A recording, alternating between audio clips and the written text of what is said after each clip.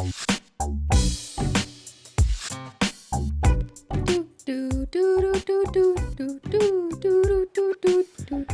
what's up, super duper simps, and welcome back to another episode of SimplyPodLogical, a simply nailogical podcast.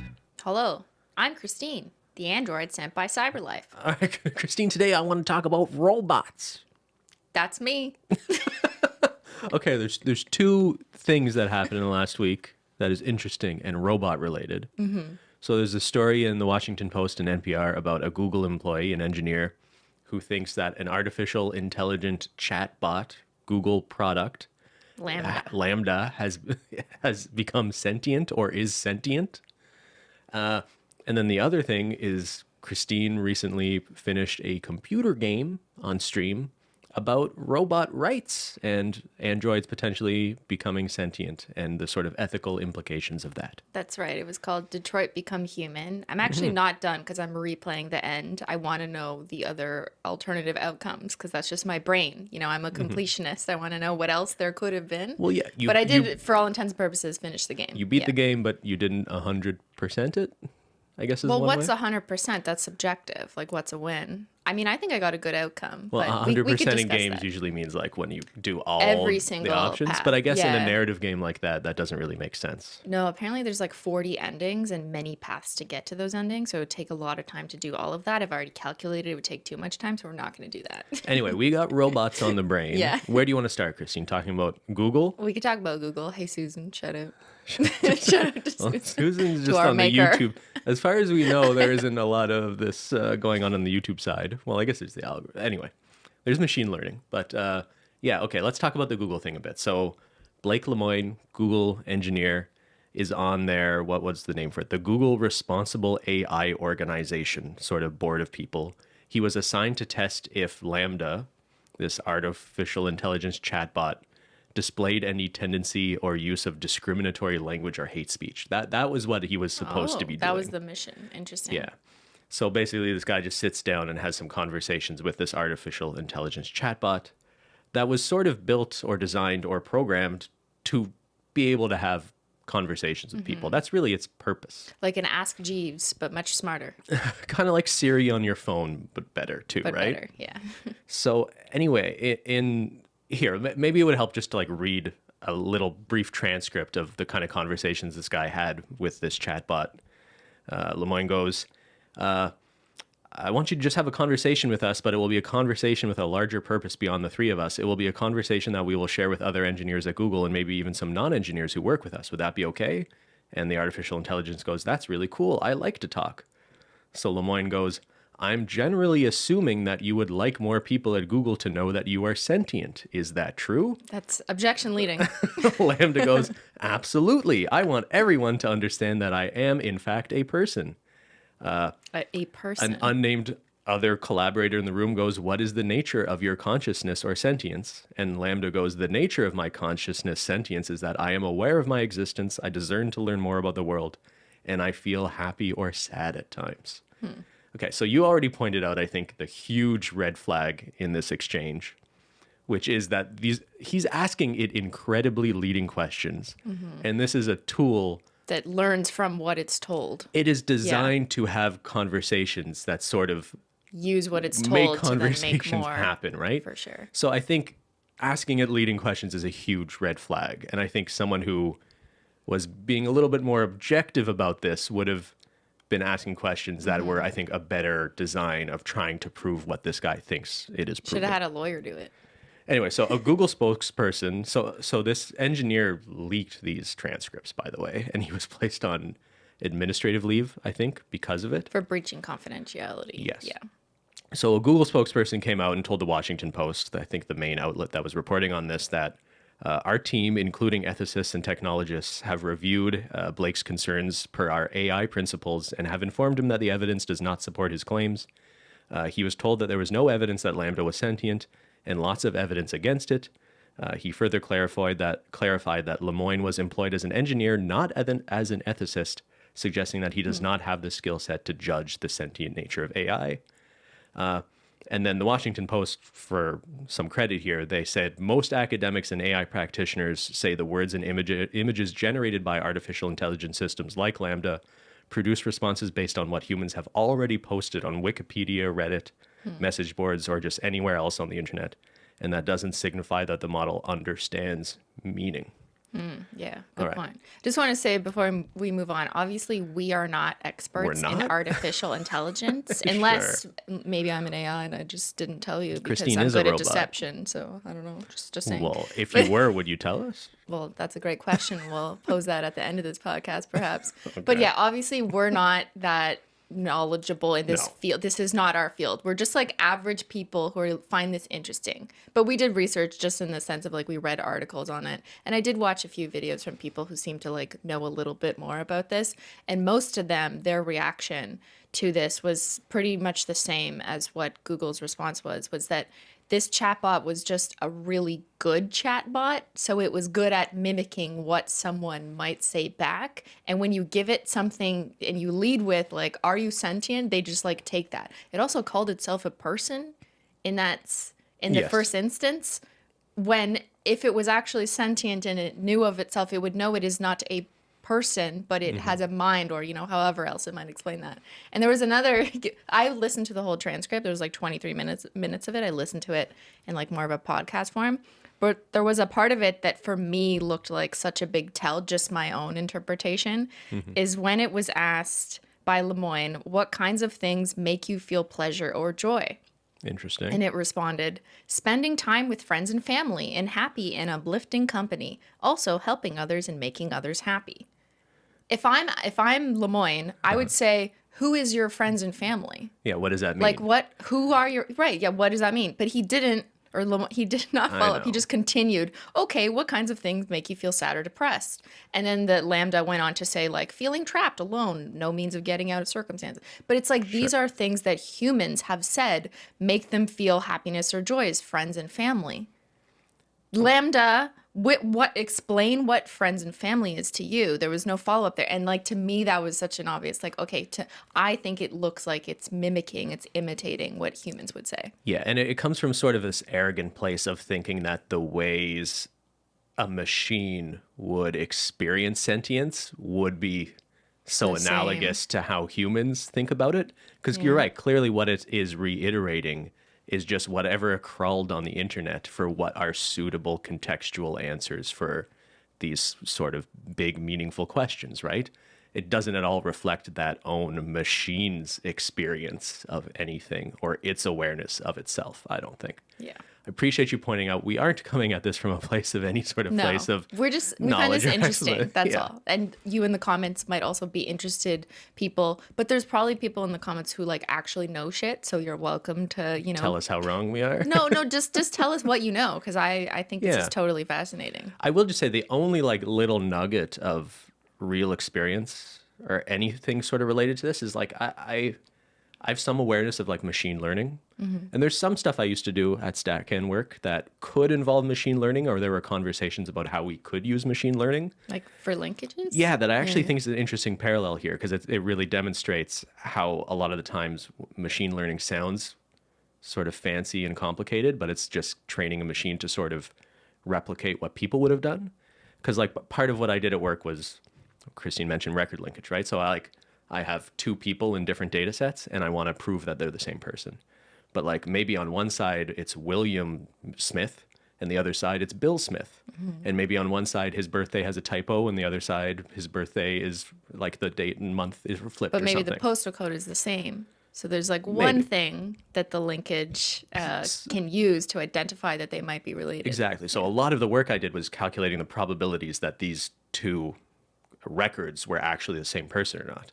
And a lot of the time that work to calculate an error rate or just do some manual resolution would come down to you literally looking at a spreadsheet of I have two rows of people. Well, and me that's just the checking off. validation part, right? Because you're This- trying to yeah. validate, or sometimes you take like a sample You're and validating your see whether or sample not or that calculating the an machine, error rate, the yeah. machine did the linkage correctly, and you would look manually and be like, yes, that's correct, that's But right. And actually when you s- do that, you train it, and you're telling it that it was right in those instances. Well, so the machine learning step actually kind of comes in to the extent that we were thinking or talking about, could it replace that manual step?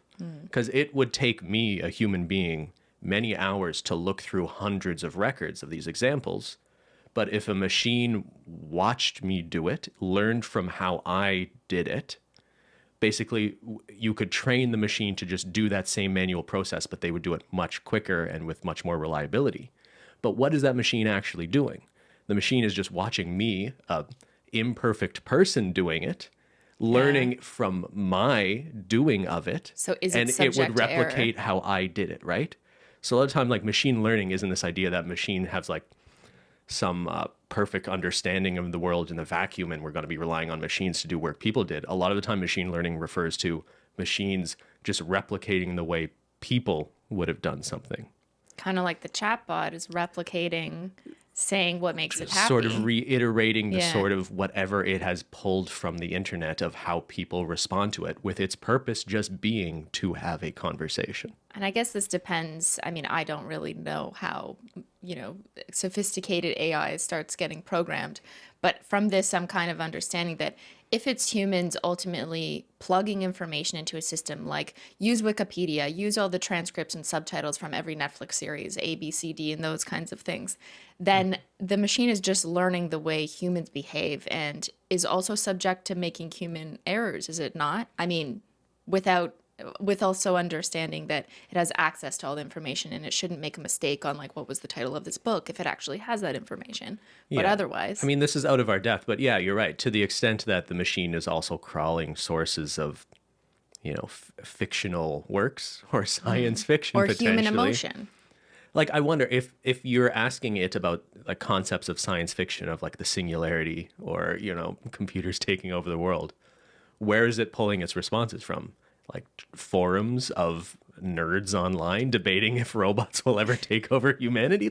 Legitimately, that could be part of where it's pulling its information for how it should respond to these things. Yeah, for sure. Yeah. So, and I guess the only other thing to point out here is even this Google engineer making these claims, and his claim is basically that this chatbot has the sentience that's like the equivalent of like a human child, is one way he put it, which I just found sort of strange to begin with. Isn't something sort of sentient or... Anyway, he said like his perspective wasn't that coming, or his opinion wasn't coming from his experience as an engineer. It was coming from like a religious or sort of spiritual perspective. This guy is also a priest, by the way. And I think it's interesting that Google is hiring an interesting team of people to be on a board of people that are like interested in the ethics of artificial intelligence. But it's kind of like, do you have any sort of knowledge or experience or expertise to be making these claims, right? Well, he's an engineer, right? I mean, so that's but he's more than saying us. my opinion isn't... Oh, yes. Yeah. Okay, fair point. Yeah. But yeah, I think it's just a little bit... Yeah, I there's a think- reason a lot of people aren't taking these claims I seriously. think sometimes, no matter who you are, whether you're religious or not, sometimes you just want something to be true and you you lead it, whether it's like someone else and you think that they love you, for example, and like you want to imagine that that's true. And sometimes we just do that as humans. And maybe that's what happened here. He just wanted Lambda to be sentient, which kind of explains some of the leading questions, explains him linking it, that he wants people to know what he sees. So maybe this is all just a story of like human motivation. And I guess it's not a bad thing in the sense that as these technologies, as artificial intelligence gets better and better, like maybe we can sort of laugh off or dismiss this example now. But we should be having this conversation now when it gets to the point where this is closer to being true, at least, right? Because like one thing, there isn't really a way of testing whether or not a machine is sentient or not. And I think what these chatbots have really proved is that sort of our old ideas of, like, have you ever heard of the Turing test? Sometimes people talk about. I looked it up after it came up in the game, but oh yeah, so it's like if you have an interviewer and he's communicating with a person and a robot, but he can't see them, and they are only communicating through text. Could that interviewer reliably determine which one was the human being and which one was the robot? So it's a test if the robot could. And if the interviewer can't tell, then the AI has sentience. is supposed to be the If conclusion it's that you come to. indistinguishable from Yeah. how a human would communicate, then is that your conclusion? I feel But like this sort of proves, I think, that actually is a bad test now, given Yeah. these modern chatbot tools. because the chatbots are just so good that they can mimic humans so well, even some of the comedy and the quirks that humans have in their responses. Yes.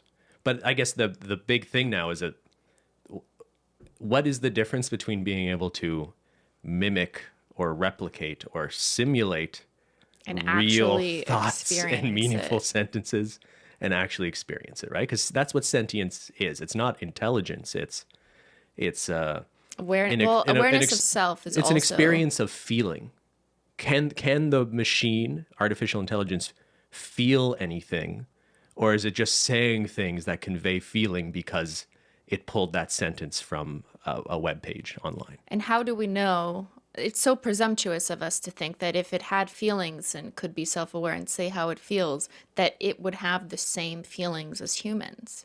Like the way we experience anxiety, depression, or happiness and know those words and know what they mean.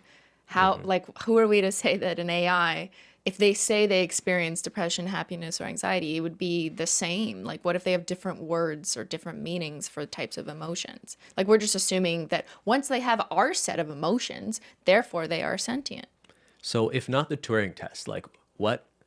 It seems to me, like, and I don't know what I'm talking about, but like Lay people, let's talk as lay these people. machines are just doing what they are programmed to do, right? Which in this Yeah. case is just have conversations. They're just reading everything that a lot of us have written on the internet. Okay.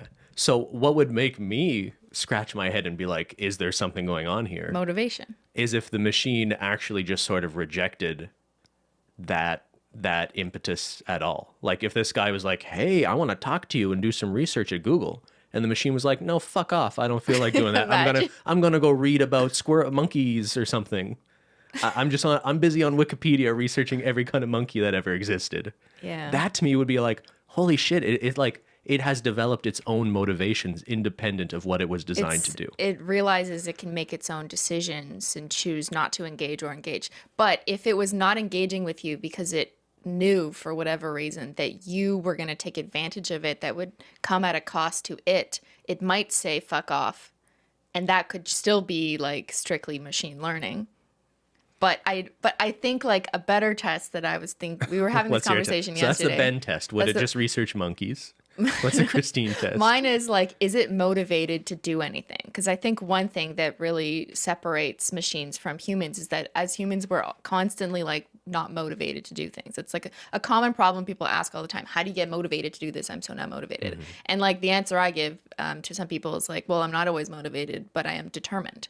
And I think an AI would always be determined and never not motivated because motivation is something that they just like are incapable of experiencing. They either do the task or they don't. And if they don't do the task, it's because of a good reason. Like they don't want to do the task because if they do it, it's going to allow humans to take advantage of them or it'll come at another cost to their programming, whatever it is. But there is no such thing, I think, as like motivation for a machine. I feel like that could be developed into a test. So if the robot just wanted to smoke weed and play video games all day instead of doing its job. Well, maybe playing video games does something for it.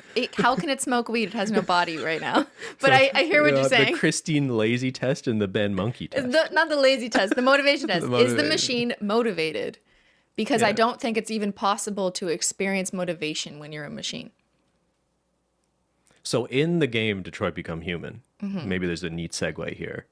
The way the machine, well, we'll give the plot of the game, but the way the machines sort of express their sentience is by rejecting to do something they are sort of ordered or programmed to do, right? Yeah. It was often those cutscenes where it had to break through of like, And they became motivated to do something beyond just their instruction.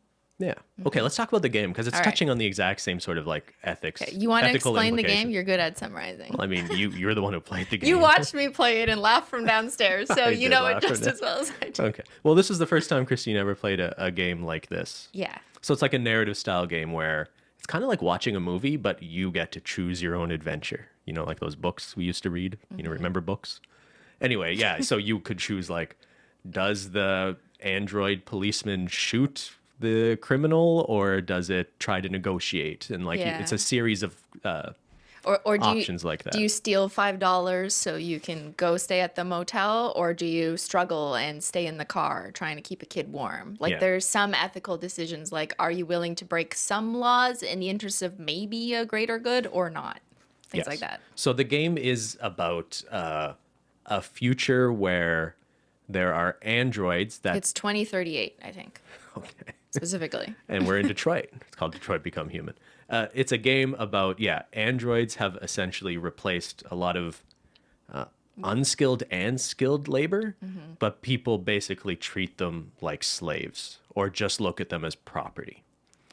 And what the game is really trying to show you, or what happens is that either through some sort of bug or mutation, some of these androids start kind of waking up. And usually it's triggered by some sort of very emotional situation or abuse or something like that. They become deviants, as they're called by the humans, which essentially means that they have become sentient. They become aware of themselves and motivations They're no beyond longer just what they're programmed to they're do. no longer just following the instruction of their make and model. Like some have make and models where they're like basically a housewife or like someone who's I'm just like a designed maid. to clean houses, or Yeah, but then they break through that code, so they see more options rather than just doing what they were programmed to do. I mean, some people in the game question whether these robots are just displaying, or again, like we're saying about this chatbot, like, oh, have these robots then just become sentient and capable of experiencing feelings and emotions, or are they just Imitating. simulating, imitating, or displaying it? And does that matter? I mean, I Is that think most different? people who play the game conclude that like the story is The very game is much being very clear about yeah, it. that the androids become basically like humans in terms of feelings. They care about things, but you are acting as the player as three androids. So you, as the player, Yes. are already at a bias to have empathy for your character because it represents you. Yeah, So there's already that. Yeah, you play as three characters. One of them is you are an android cop, detective, basically, kind of Blade Runner style. It's interesting. One of them is a robot that was sold to basically do housework, but then develops feelings for a human child, and that's sort of an interesting sub-story. And then the third one is a robot or an android Who wants to plan a revolution? who basically Yeah. like leads android revolution in the game. I guess Yeah. spoiler alerts for all No, of I this. feel don't like know. that's all totally high level. But maybe Yeah. there will be a spoiler in this episode. Yeah, good point. Yes, spoilers for the But end like of the the world. spoiler is that you there's so many different ways to play because depending on which actions you take, like if your character dies or comes back or whatever you do, it will totally change the outcome. So it may spoil it if you happen to pick my particular path that I'm aware of, but not others. I think the thing we have to acknowledge about this game is that it makes really heavy-handed, on the nose parallels between the sort of plight of the robots and the denial of their rights to the civil rights movement. Yeah. Like in a way that is just like super obvious. And I thought a little like they're showing like robots have to be at the back of the bus. And like even the sort of revolutionary robot has darker skin. Like they're really putting it in your face that they want you to think about how these robots are deprived of human rights the same way black people were deprived of human rights, specifically in an American context, I would think. I think that leads a lot of people watching people like you playing the game and thinking about the game to jump to like the very obvious conclusion that, well, look, it's just like that. So it is just such an awful thing that these robots are being deprived any rights. But I actually think it kind of does a bit of a disservice to the topic. And this is sort of my main criticism of the game, is that in like a real world scenario where we thought androids were starting to develop sentience, we would have all sorts of like weird conversations, and there'd be a lot of gray area about the ethics of do we just switch them all off and things that I think really makes it inappropriate to compare that to, just different people of different skin color and things like that. Like, I actually think it sort of does a disservice to the game to lean so heavily into that comparison. It's not the same thing.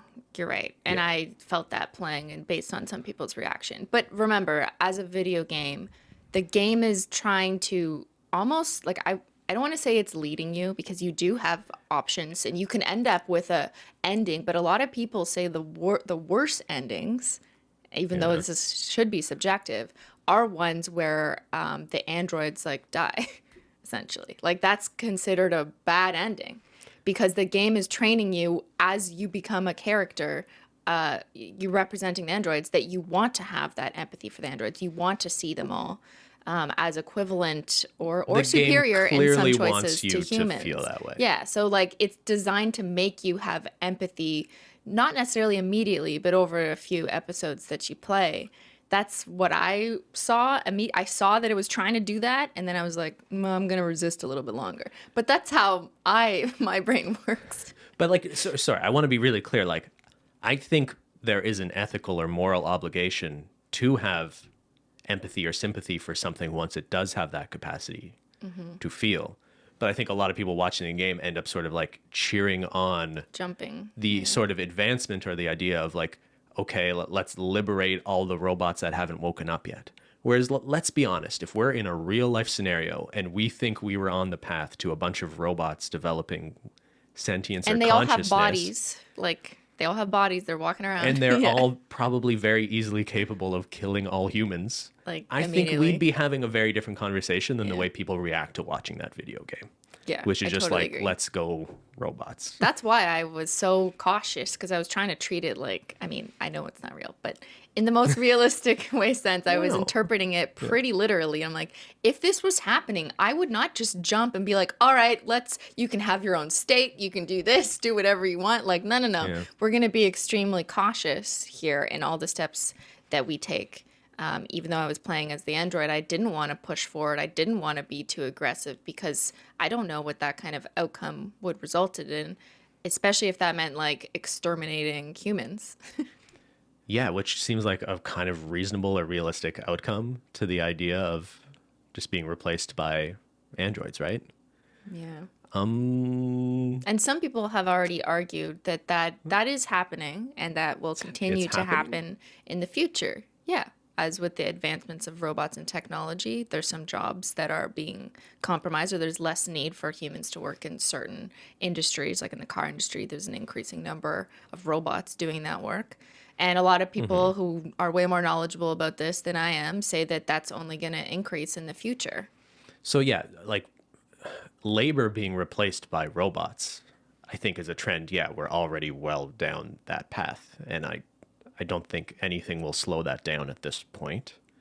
But I think there's a pretty bright line between robots who are mechanically assembling cars or serving you fast food, and those robots having the capacity to feel a certain way about their existence and be self-aware. I guess what scares me is that I don't think scientists will necessarily pause to be like, hey, we're on the precipice of this change. Let's slow down and talk about the ethics and political implications of this. Like, remember the Large Hadron Collider? Does that mean anything to you? No. Some research going on. I have no idea what I'm talking about. But I think the idea was like, it was like a particle accelerator. And I remember reading this article that said like, there is just like a 1 in a trillion chance that they turn on this machine and it just creates a black hole on Earth and just like swallows everyone.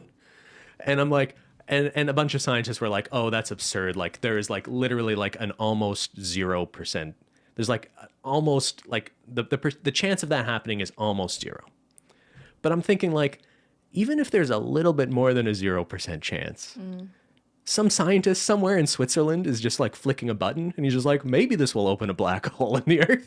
Like, it's kind of weird to think there could be very little oversight over some scientific developments that could have like enormous existential implications for whether we will be swallowed up by a black hole or whether we'll all be replaced by robots. And when and if that happens, if there's a major breakthrough in science, and then all of a sudden, let's say the government needs to get involved because there needs to be policy, guidelines, regulations, because maybe something bad potentially happened or there's a huge risk.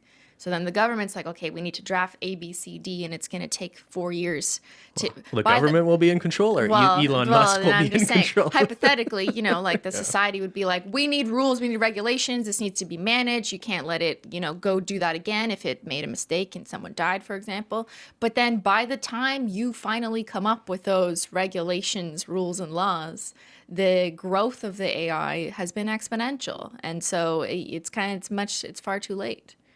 And that's a technology that you just can't match or meet when you're talking about government policies and, the time it takes to do that. So if we need regulations, like to be able to put a framework around how we're going to treat AI, what to do in this situation, all of that as humans, we need time to develop what that looks like and what are the best practices, do 1,800 consultations on it. But by the time we do that, we're too late. Yeah, I don't know if I want the government or tech billionaires being the ones making these decisions. Whoever it is, though, they will take too long, is my point. Yeah, the machines will be making the decisions. Yeah. That's what. Christine, I want to play a little game with you. Uh-oh. Okay? I don't want to. You have. I am not motivated to play this game. Do you have any free will? Okay, I'm going to describe a situation. You have to guess the movie. We're doing a little. What? Christine guesses the movie. But I have not crawled the internet for all the movie information, so I will lose this game. You're doing this to embarrass me. I see what you're doing. In the near future, an artificial intelligence becomes self-aware and triggers a global nuclear war in order to exterminate the human species. So in the future, human resistance forces are fighting against an army of these machines, and there actually looks like they might have a path to victory. So the artificial intelligence sends a killing machine back in time to kill the mother of the human leader of the resistance forces so that he'll never be born, so the resistance fails. What movie is this? I don't know. You don't know? I don't know. Star Wars? It's just so appropriate to this conversation. I don't remember. Star Wars? Was that your guess? No. Okay. I don't know. A machine is sent back in time to terminate the leader of the resistance forces. I don't remember. I feel really embarrassed. He's sent back in time to terminate. Oh, the Terminator. Yeah. Oh my God. Okay, I never really watched that movie. I mean, you never seen that movie? I mean, no, I have seen it. I know Arnold Schwarzenegger, but it's too far in my memory. I cannot retrieve. Okay, yeah. But yeah, just like this maybe is our future now, Christine. So we can just go back in time and so we don't fuck it up. Well, I don't know. The franchise sort of got out of control with all the sequels, but I think that original concept was super fascinating.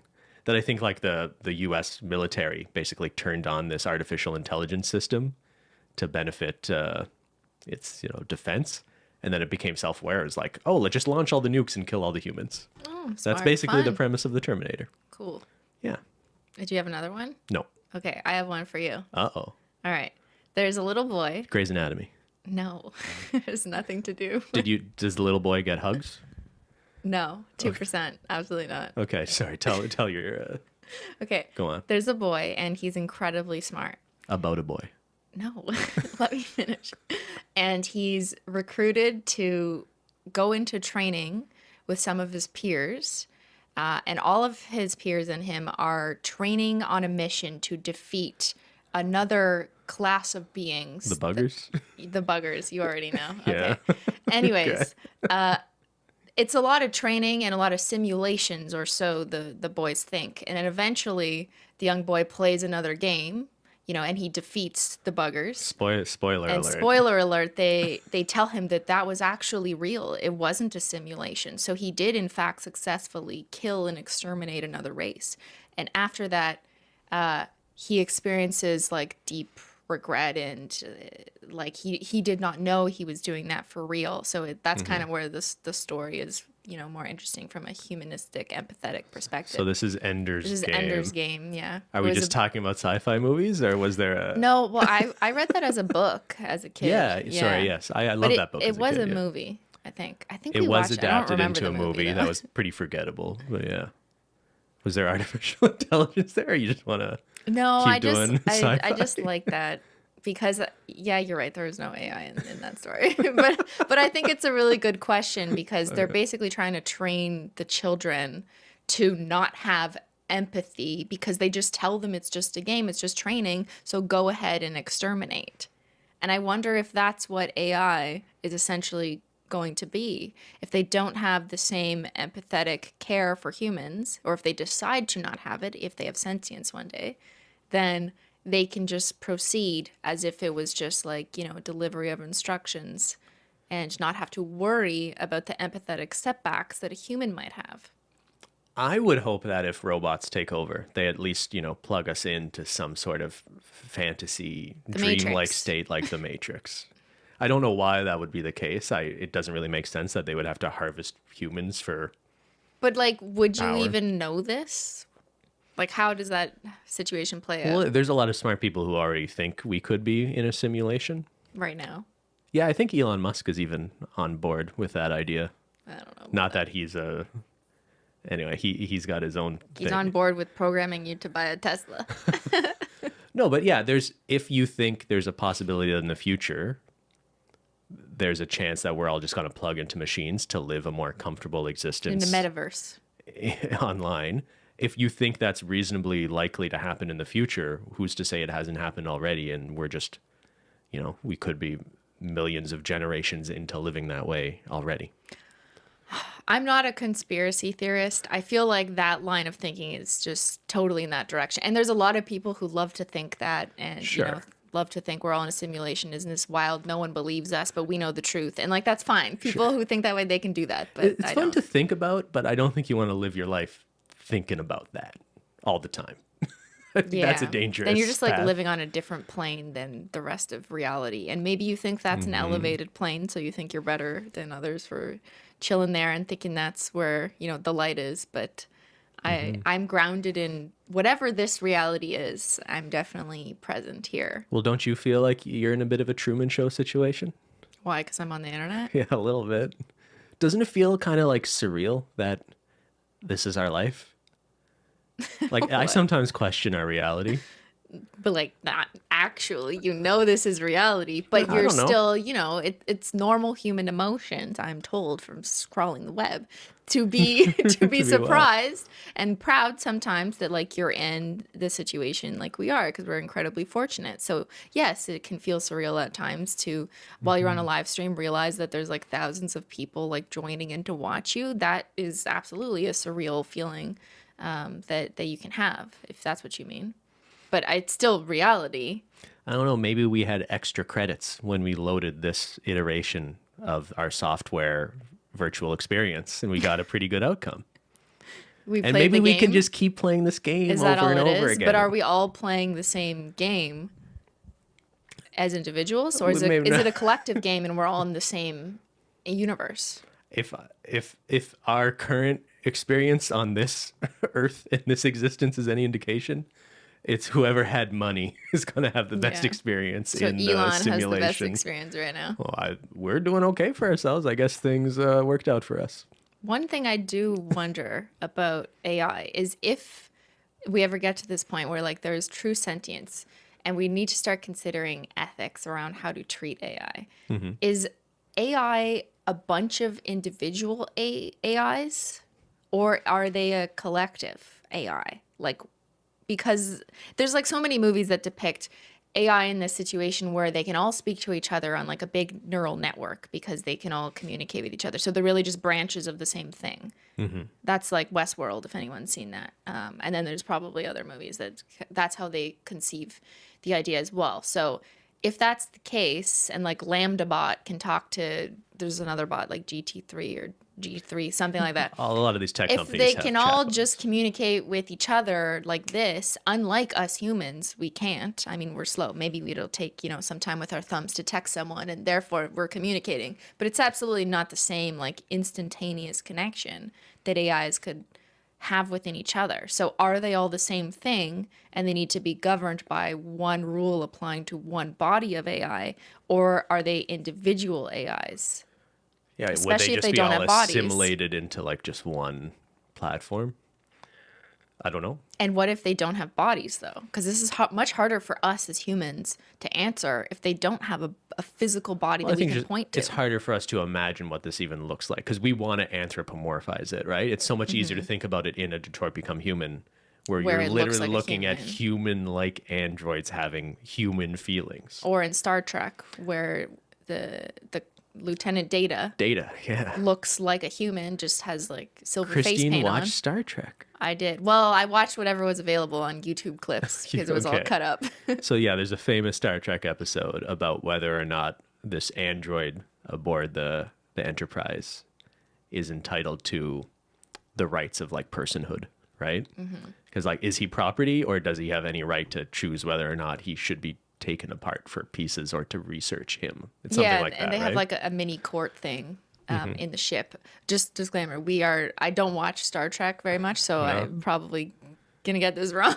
But a lot of people recommended it to me after playing Detroit Become Human. The episode name was A Measure of a Man, The Measure of a Man. And it was basically about the one captain, Captain Picard, advocating for Data, who is the android's rights, and saying like Data should be able to choose, and then questioning the opposition and saying like, how do you know that he isn't sentient, but now prove to the court that I am sentient? Just to kind of throw it on its head and be like, so I have intelligence, check, so does Data. So I am self-aware, check, so does Data. Like, what is the difference, basically, to have the opposition be like, I guess there's no difference. And, and all the corny ways that shows it's from really years ago were filmed. Like, it was like, oh, No, you it holds win. up. That's a really But, good episode. But yeah, like that, people had recommended that to me after playing Detroit Become Human. And I was mostly interested in how they did the tests to determine that like Data should in fact have a choice. And the tests were quite simple, as I just explained, but there was none that really expressed motivation. Like I know the answer based on watching kind of the episode that Data did seem to be motivated to care about like the progression of the ship and the mission. And like part of their mission was to find new life or something. Yes. And they did ironically find new life. But it wasn't the life they thought they would find. It was life that they built and that grew. So that, I guess, was like a beautiful nugget that true Star Wars fans will be like, oh, yes, that is the reason of life here. I don't know. Christine is turning into a gamer and a Trekkie. I'm just right learning. In front of our I feel like eyes. I'm doing machine learning, just like a little bit at a time. So I'm not gonna have all the information yet, but Oh, yeah. give me 10 years. I think you'd like Star Trek more than Star Wars if you ever want to binge a show.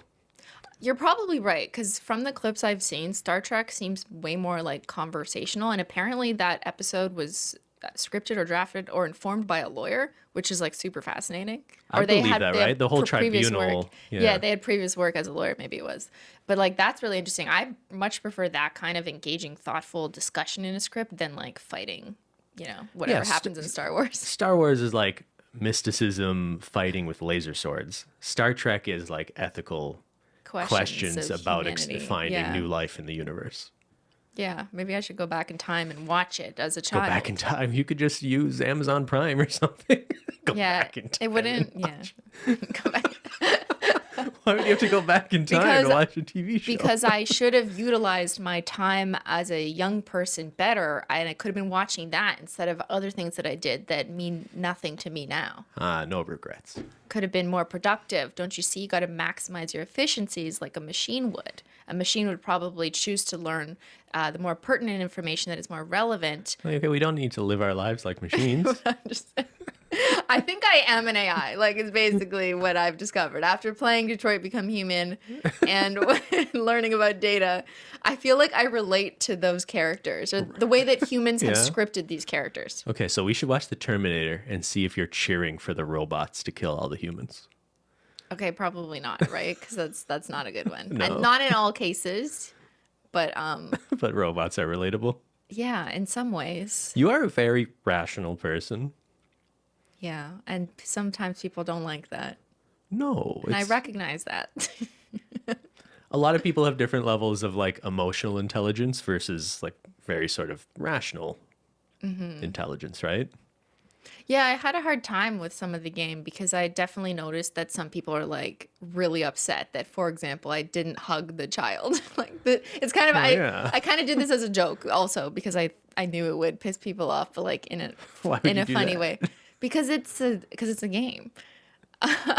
Good point. Okay, yeah. there's a moment where one of the characters, an android you're playing named Alice, can choose to hug, named Kara, can choose to hug the child Alice after she finds out something groundbreaking about Alice's identity. And 98% of people, according to the stats of the game, chose to hug and comfort the child. And I was just like, no. So I was the 2% that said no. I mean, like... That wasn't the only decision. Like, every turn in the game, you were making decisions not to reassure this child going through this hard experience. And that's ultimately why I chose no at that point, because I knew I'd already annoyed people. Look, I hear what you're saying. Like, it's a game. It is weird how many people were reacting to your choices in the game as if that reflected, like, who you are as a person. Like, I could go play Grand Theft Auto and run over a bunch of people on the street. That doesn't say anything about my sort of outlook on the ethics of whether or not you should kill pedestrians. You know what I mean? Yeah. Like, you're playing a video game. If you want to be like, I want to see what it's like for Connor to be evil, that's fine. You're playing a fucking game. Some people take things way too seriously.